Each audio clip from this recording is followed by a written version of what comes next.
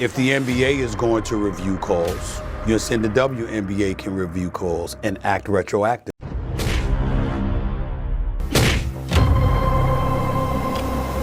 Alyssa Thomas, that's what she does. She uses her body. I will be out Sunday, but I'm feeling a lot better, excited to get back into practice today, and then feeling really, really positive about getting back into one of the games at the back-to-back. Obviously, difficult coming back in a back-to-back. There is a specific kind of silence that falls over a basketball arena when everyone in the building sees something the officials somehow miss. It's not the silence of confusion. It's the silence of recognition. Thousands of people simultaneously realizing that what just happened on the hardwood was not basketball. If it walks like a duck and it quacks like a duck, it ain't a damn mongoose. I've said that many, many times over the years. There is a flagrant level of resentment that exists when it comes to Caitlin Clark, and it has existed since she has arrived in the league. She is the cash cow.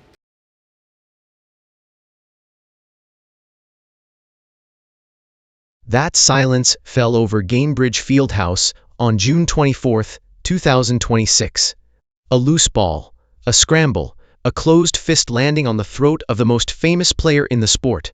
No whistle, no foul, just a body stepped over, a game that kept moving, and a controversy that would not stop moving for 2 weeks straight. This is the story of that fist, the suspension that followed, the coach who called it an accident, the commissioner who got dragged into it, and the loudest voice in American sports media standing up and telling an entire league exactly what it risks losing if it doesn't wake up. On June 24, 2026, the Phoenix Mercury walked into Gainbridge Fieldhouse in Indianapolis and beat the Indiana Fever 111-109 in a game that should have been remembered for its score. Instead, it will be remembered for 6 minutes and 52 seconds left in the second quarter, when a loose ball rolled free between two competitors and everything changed.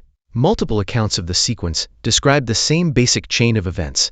In a jostle for the ball, Thomas seemingly kneed Clark in the groin and her closed fist hit Clark's throat as she fell. Then Thomas proceeded to step over Clark. Officials on the floor, including one stationed right along the baseline, watched the sequence unfold in real time and called nothing.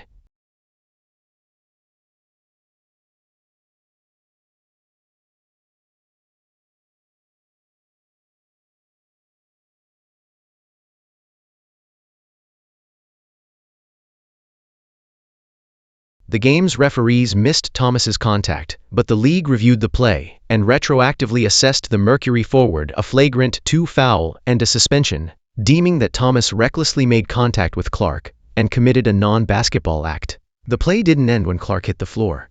It kept going. She stayed in the game for a stretch afterward, still competing, still trying to fight through it, but the toll was already being paid. Clark exited in the second half because of back issues. She finished with a strong statistical line before her body forced her out. Clark scored 19 points and 8 assists before exiting the game with a back injury in the third quarter of the Fever's 111-109 loss. Once she left, the game slipped away from Indiana. After her departure, the team struggled to maintain the pace and eventually lost. What made this moment different from the dozens of other hard fouls, box-outs, and physical possessions that have defined Clark's rookie and sophomore seasons wasn't just the contact itself. It was the complete absence of a whistle on a play that, once slowed down and replayed frame by frame, looked unmistakable to everyone except the 3 people whose job it was to see it in real time. There's an elevated level of physicality that obviously compromised her availability last season, where she missed a few games. There is a palpable resentment towards this girl, where you have people who are resenting of her star power and her cachet, and as a result, if they have an opportunity to go at her, they're going to take it. Referees missing a call happens in every sport, every night. Referees missing a closed fist to the throat of the league's biggest draw on a night when cameras from every angle were trained on her is a different category of failure entirely. Before Stephen A. Smith ever opened his mouth about this incident, before Twitter turned it into a week-long referendum on the entire WNBA, there was a coach standing at a podium immediately after the final buzzer, still visibly furious, unwilling to let the moment pass with a diplomatic non-answer. Stephanie White did not equivocate. Where I believe there's been a failure on the part of some people to appreciate the mantra of a rising tide lifts all boats. Ride this cash cow till the wheels come off. They did it in the NBA with Magic Johnson. They did it ultimately with Michael Jordan. You know, that's how you do this. You find somebody that just galvanizes folks and ingratiates themselves with the public at large in such a way where everywhere they go and whatever they do, everybody wants to watch. She did not hedge. She looked at what had just happened to her franchise player and called it exactly what every fan watching at home already believed it to be. The fist on the throat. It's crazy. It's crazy. It's dangerous, White said. That single sentence, delivered with the kind of blunt single sequence, either. According to reporting on the aftermath. Coming in here aware of what happened 2 nights ago? And that still happens? What? Absolutely unacceptable. No, she didn't, dude. Absolutely she just unacceptable. cursed. And the reckless closeout that they actually reviewed, and the foot still comes down on top of the defender's foot that wasn't upgraded? Absolutely disrespectful. Much to the frustration of Indiana Fever coach Stephanie White, the game officials did not call a foul when this occurred. It was, in White's framing, symptomatic of a larger pattern, a pattern where her best player absorbs physicality that other stars simply do not, and where officiating crews consistently fail to keep pace with what's happening in front of them. Here is the part of this story that fueled almost all of the outrage that followed. The WNBA didn't catch this in real time. The 3 officials assigned to that game, positioned around the court, no whistle, no review request, no flagrant foul designation in the moment. The play simply continued, the ball went the other way, and the broadcast moved on. It took a night of viral slow-motion replays, circulating across every corner of social media, before the league's disciplinary apparatus caught up to what millions of fans had already seen with their own eyes. The referees missed the punch in real time, but fans and the league office did not, and a viral clip of the punch in slow motion spread across social media, pouring gasoline on the ongoing culture war surrounding Clark's physical treatment by opposing players. Less than a day later, the league acted. Less than 24 hours after the incident, the WNBA slapped Thomas with a 1-game suspension for what was deemed a reckless and non-basketball act. The official language from the league was specific and, to many observers, almost clinically understated given what the video showed. Upon postgame review, the Phoenix Mercury's Alyssa Thomas has received a flagrant foul 2 penalty and a 1-game suspension for recklessly making contact with her fist to the throat area of Indiana Fever guard Caitlin Clark, a WNBA release announced on Thursday. The mechanism that allowed this retroactive punishment to happen at all is worth understanding because it's central to the entire controversy. The WNBA, like the NBA, reserves the right to go back and reclassify plays after the fact. The WNBA is allowed to review a game to reclassify a flagrant foul or to classify as flagrant any foul not called as such during a game. In this case, that review authority is exactly what turned a play with 0 in-game consequences into a flagrant 2 foul, a 1-game ban, and a fine. The play happened with 6:52 left in the second quarter in a game against Clark's Fever on Wednesday and was deemed to be a non-basketball act, and the league gave Thomas a flagrant foul 2 penalty for it, even though no foul was called on the play by officials in the moment. Thomas didn't fight the suspension in the sense of appealing it through official channels. She served it. Thomas served her suspension Saturday when the Mercury visited the Toronto Tempo, but the timing and structure of the punishment, a single missed game, a modest fine, announced only after public pressure forced the league's hand, became the spark for a much bigger argument about whether the WNBA is capable of protecting its most important asset before the internet has to do it for them. If there is one person in American sports media capable of taking a story like this and turning it into a referendum on an entire league's business model, it's Stephen A. Smith. He didn't wait long to weigh in, and when he did, he didn't pull a single punch. Smith's central argument wasn't really about Alyssa Thomas as an individual. It was about pattern recognition, about what happens to superstar athletes across the history of American sports when their leagues fail to protect them from opponents who resent what they represent. He framed Caitlin Clark's situation as part of a much longer, much more familiar story. There is a flagrant level of resentment that exists when it comes to Caitlin Clark, and it has existed since she arrived in the league.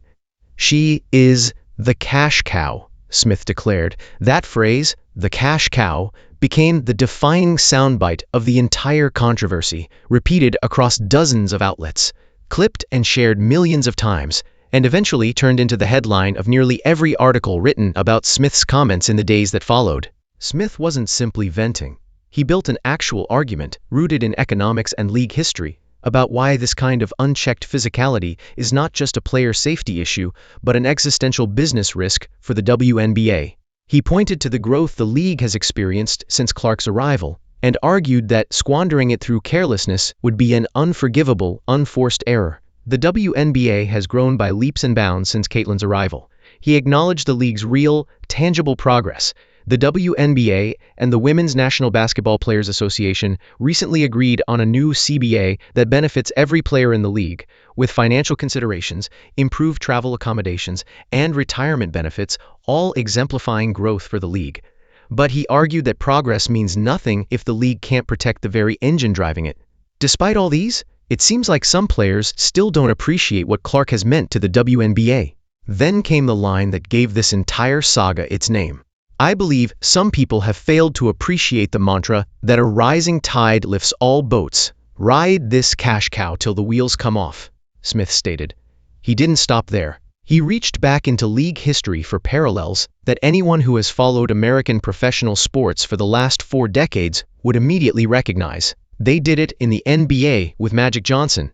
They did it with Michael Jordan. That's how you do this, he explained, adding that you find somebody who galvanizes people and ingratiates themselves with the public at large in such a way that everywhere they go and whatever they do, everybody wants to watch. Smith's argument, distilled to its core, was about scale and stakes. The NBA, he pointed out, has the financial cushion of decades of accumulated infrastructure and a media deal worth tens of billions of dollars. The WNBA does not have that luxury yet, which is exactly why he believes it can't afford to be careless with the player currently carrying so much of its growth. You're not the NBA. You don't have an 11-year, $77 billion contract. You're still building the league. You just reached an incredible collective bargaining agreement. They did a great job with that. The league is growing, but there's still a lot more work to be done.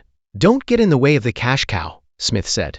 He was careful, too, to draw a distinction that mattered to him.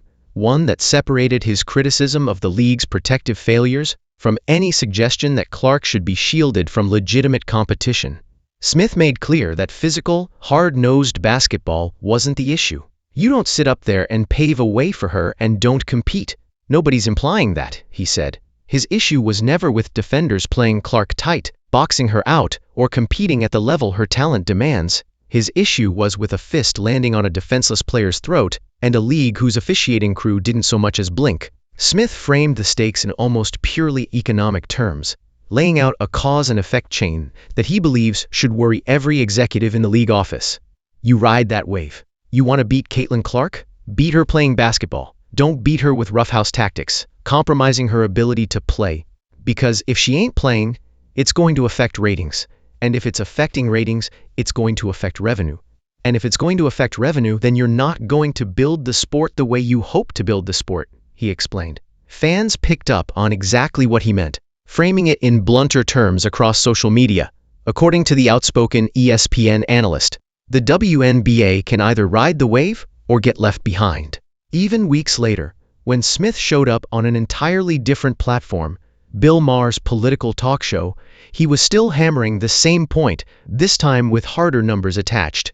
Stephen A. Smith reaffirmed to Bill Maher that Clark is the cash cow box office, and argued that when she doesn't play, ratings plummet, citing a 36% year-over-year drop in All-Star Weekend viewership amid Clark missing games. He also pointed to the tangible, almost absurd speed with which the league's infrastructure changed once Clark arrived.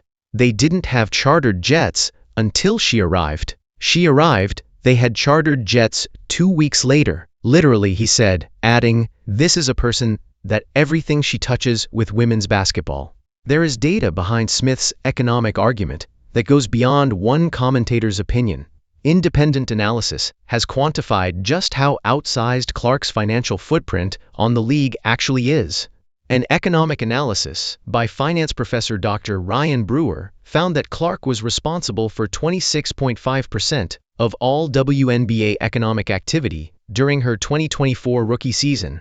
The merchandise numbers tell a similar story. Retail data from Fanatics shows that Clark has consistently maintained the second highest jersey sales of any professional basketball player in the country, trailing only Stephen Curry, and her popularity helped drive a massive 1,000% surge in player-specific WNBA merchandise sales.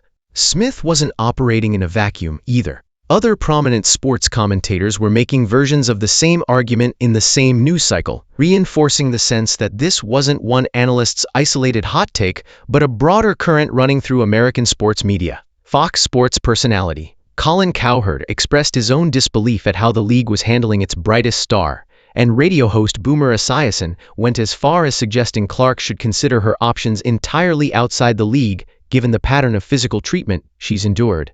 While Stephanie White and Stephen A. Smith were framing this as a league-wide failure to protect Clark, the Phoenix Mercury's side of the story looked very different. Mercury head coach Nate Tibbetts did not accept the league's ruling gracefully. He pushed back hard, framing the suspension process itself as flawed and rushed. Tibbetts' central complaint was procedural. He argued that the league moved to discipline Thomas without conducting anything resembling the kind of thorough investigation that typically precedes major disciplinary action in professional sports, and he specifically claimed that neither he, Thomas, nor the team's security personnel were ever contacted before the punishment was announced. In his framing, a story built largely on viral social media clips had effectively substituted for due diligence, and he pointed to precedent from the NBA, where he said, investigations typically involve conversations with all parties before conclusions are reached and discipline is handed down. This defense of Thomas set up one of the more contentious threads of the entire saga, a genuine disagreement between the Fever's camp, which felt the league had been too slow and too lenient, and the Mercury's camp, which felt the league had moved too fast and too carelessly in the opposite direction. Both sides, in other words, believed the process had failed them, just for opposite reasons. Nearly a week after the incident, Alyssa Thomas spoke publicly for the first time, and her comments added an entirely new, more complicated layer to the story, one that involved real threats against her safety and her family's safety, layered underneath her insistence that the play itself was never intentional. Thomas was unambiguous about what she said actually happened from her perspective. She maintained that the contact was unintentional, and that she did not even realize what had occurred until she watched the footage after the final buzzer. There's a difference between trolling and there's a difference between hatred, and the hatred that we're experiencing over a play that honestly was a complete accident, Thomas told reporters during media availability on Tuesday, adding, "It's just unfortunate, but the league has to do better." But the far more serious part of Thomas's comments centered on what she said she and her teammates experienced in the aftermath of the suspension. She described a wave of hatred that went well beyond ordinary sports criticism. "It's not even about the suspension," Thomas said, "of the abuse. People are sending racial slurs and all types of stuff," Thomas said. And she pointed her frustration directly at league leadership, arguing that Commissioner Kathy Engelbert needed to do more to protect players from this kind of harassment. She accused Engelbert of not doing enough to protect players. This is where the story stopped being a simple binary of who's right and became something messier and more uncomfortable. Thomas was, in the same breath, dismissing the play itself as an accident deserving no further scrutiny, while also demanding the league take player safety more seriously. Just a different, off-court version of player safety. Critics pointed out the tension in that framing immediately. A player calling for better protection from online hatred while offering essentially zero acknowledgement that the underlying play, whatever its intent, had put another player's throat in serious danger. The league did respond to Thomas's account of the threats, and Commissioner Engelbert's office released a statement condemning the abuse directed at her and her teammates. "The safety and well-being of everyone in our community is always the league's top priority," she wrote. We are aware of Alyssa Thomas's comments, and what she and her teammates have experienced is completely unacceptable and not representative of the WNBA community. The league and our security team have been in contact with the Phoenix Mercury organization and remain committed to protecting all players. Behind the scenes, the two sides were reportedly already in direct contact before that public statement went out. Engelbert and Thomas exchanged texts last week. Multiple sources told ESPN's Alexa Philippou, and Engelbert directed league security to get in touch with Phoenix security once she heard about the threats toward Thomas, rather than proactive player protection. WNBA legend Lisa Leslie addressed the incident on a national broadcast and didn't hide her surprise that the officiating crew missed something so obvious in real time.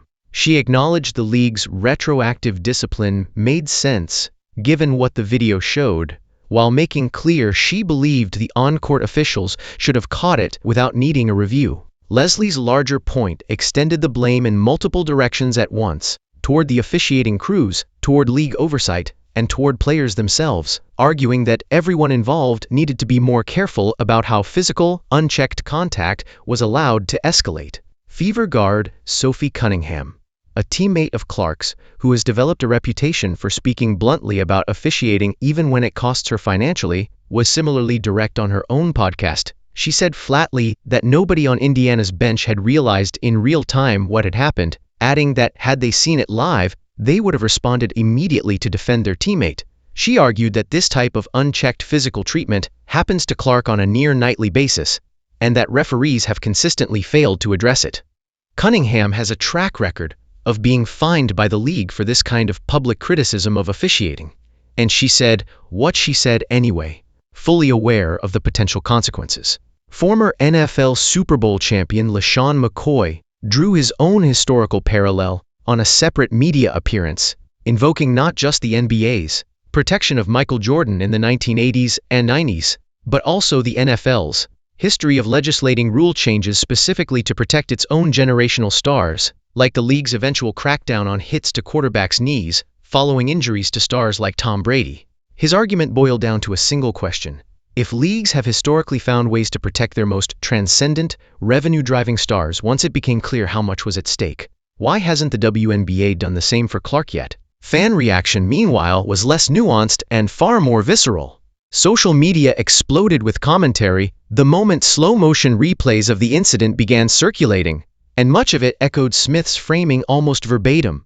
One widely shared post argued that Caitlin Clark is indirectly forcing the WNBA to be something it doesn't want to be, an actual business that makes its own money. Another fan, expressing the sense of injustice that so many viewers felt watching a player generate this much value for a league that seemed unable to protect her, wrote that, "Imagine bringing record viewership to a league that has profited and still get treated this way. Arenas filled just to see her. Caitlin Clark should be treated like a queen. This opportunity won't come again." Not every fan agreed with the framing that Clark was being uniquely victimized, or that the punishment itself was too lenient.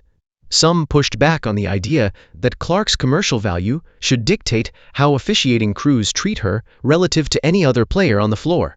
But even among critics of the cash cow framing, there was broad agreement on one point: a one-game suspension and a modest fine, announced only after public pressure forced the league's hand, felt disproportionately small relative to what actually happened on the floor.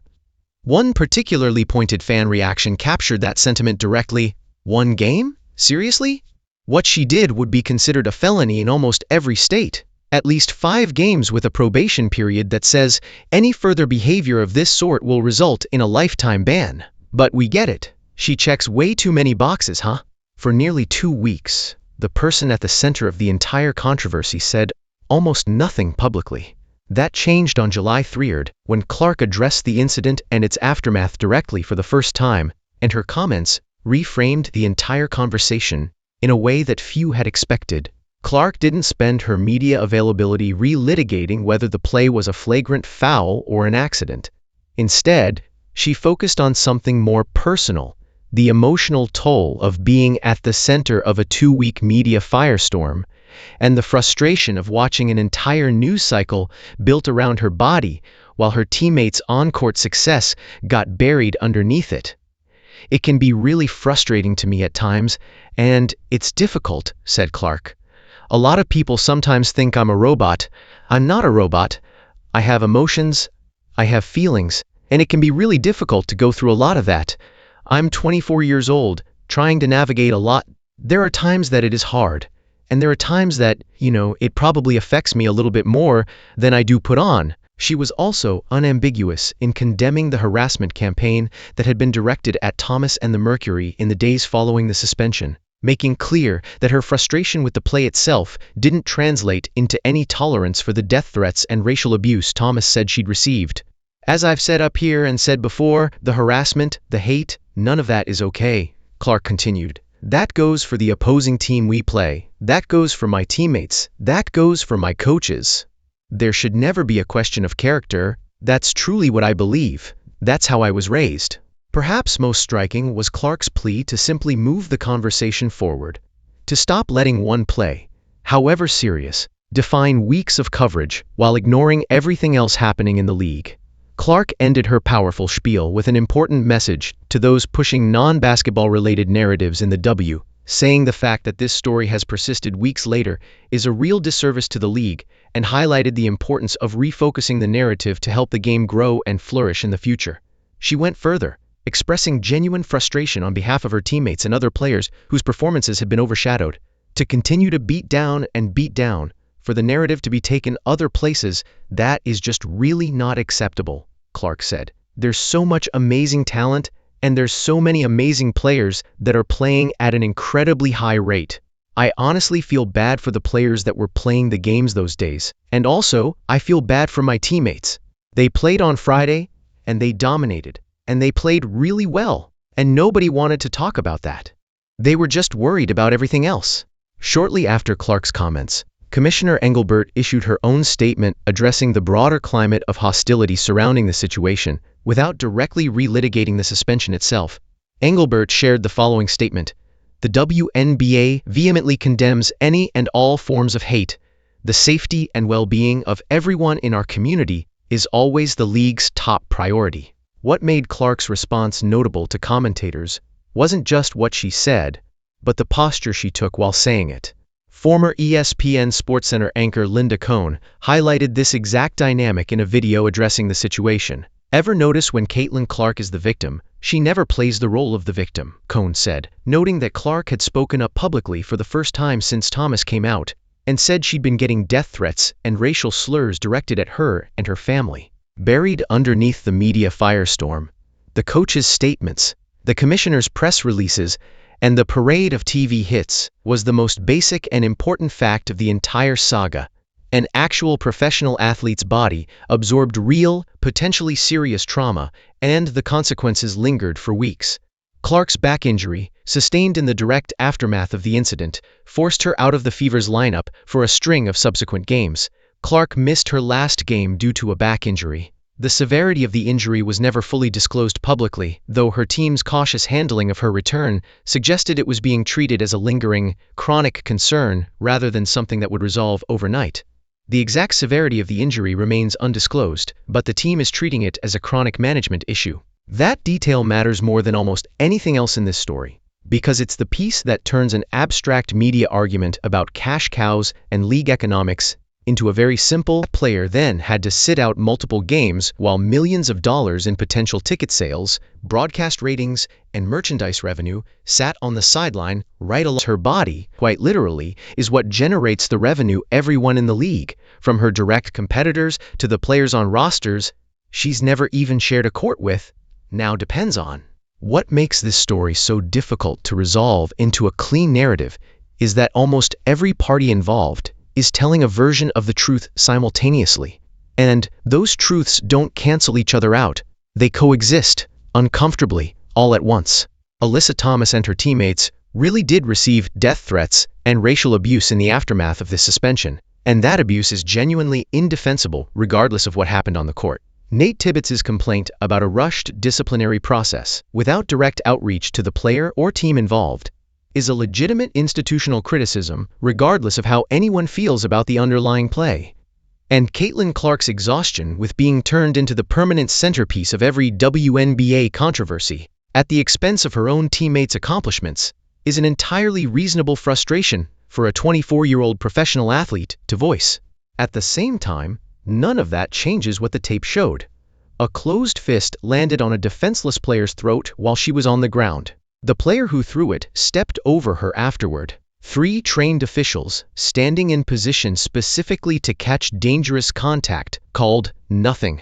The league only acted after the video went viral, and even then, it handed down a punishment, 1 missed game, a 4-figure fine, that a large share of the sport's fan base immediately deemed too small for what actually happened, calling that sequence a complete accident that no one in the stands or their bench knew happened, while simultaneously arguing the league needs to do more to protect its players, is a position that can be sincerely held and still leave the central question about the play itself completely unanswered. Both things can be true. The WNBA absolutely has an obligation to protect every player in its ecosystem, including Alyssa Thomas and her teammates, from the kind of targeted harassment, death threats, and racial abuse that no athlete should ever have to endure over a single play. And the WNBA also has an obligation to make sure that a fist to the throat of a defenseless player, delivered on national television in front of a record audience, is never allowed in its enforcement once it became clear that its biggest stars were also its biggest assets. The NFL learned it with quarterbacks, legislating away dangerous hits on its most valuable players once the financial stakes became impossible to ignore. The WNBA is being asked, right now, in real time, whether it has learned that same lesson yet, or whether it's going to keep needing viral clips and public outrage to do the officiating its own referees should be doing live, in the moment, without anyone needing to go back and review the tape.